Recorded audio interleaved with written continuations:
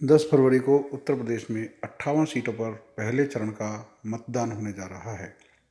ऐसे समय में अधिकतर सामाजिक संगठन और प्रशासनिक मशीनरी अधिक से अधिक वोट करने की अपील करती नजर आ रही हैं। होना भी चाहिए। हमारा यह लोकतांत्रिक अधिकार है और लोकतंत्र के इस पर्व में मतदान की भूमिका बहुत ही महत्वपूर्ण है।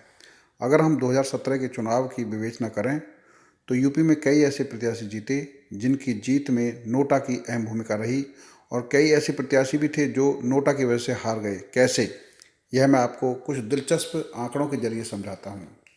सबसे दिलचस्प आंकड़ा है मुजफ्फरनगर की मीरापुर विधानसभा क्षेत्र का। 2017 के चुनाव में बीजेपी के प्रत्याशी अवतार सिंह भड़ाना यहाँ सिर्फ 193 वोटों से जीते थे, जबकि मीरापुर में 1090 मतदाताओं ने नोटा को वोट दिया था। अगर ये वोटर नोटा की बजाय किसी प्रत्याशी को वोट देते तो चुनाव परिणाम पलट जाता।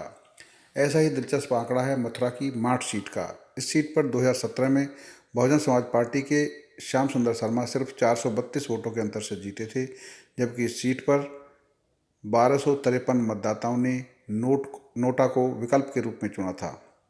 अगर 1253 मतदाता किसी प्रत्याशी के पक्ष में मतदान करते तो चुनाव परिणाम कुछ और होता। ऐसे में 151 नंबर महमदाबाद सीट का चुनाव परिणाम बेहद दिलचस्प रहा। यहाँ पर समाजवादी पार्टी ने 1906 वोटों के अंतर से चुनाव जीता था, जबकि 1896 मतदाताओं ने नोटा को विकल्प के रूप में चुना। ऐसा ही रिजल्ट रामपुर मनिहारिन रिजर्व सीट का रहा। यहाँ पर बीजेपी के प्रत्याशी सिर्फ 595 वोटों से जीते, जबकि रामपुर मनिहारिन सीट पर नोटा का विकल्प चुनने वालों की संख्या 856 थी। इस आंकड़े का महत्वपूर्ण पहलू यही है कि हम सबसे पहले मतदान करें। आपकी एक एक वोट कीमती है। अगर आपने मतदान नहीं किया तो आप लोकतंत्र के उस अधिकार का इस्तेमाल नहीं कर रहे हैं जो आपकी खुशहाली के लिए ज़रूरी है। आपके वोट ना देने से अच्छे लोगों का चुनाव जीतना कठिन होता है। गौतम बुद्ध नगर गाजियाबाद की विधानसभाओं में भी ऐसा ही नज़ारा सामने आया। यहाँ सबसे ज़्यादा 3057 मतदाताओं ने साहिबाबाद में नोटा का विकल्प चुना था। नोएडा में 1787, दादरी में 1665 और जेवर में 1276 मतदाताओं ने नोटा को विकल्प चुना था। noedaखबर.com के लिए मैं विनोद शर्मा विशेष रिपोर्ट के साथ।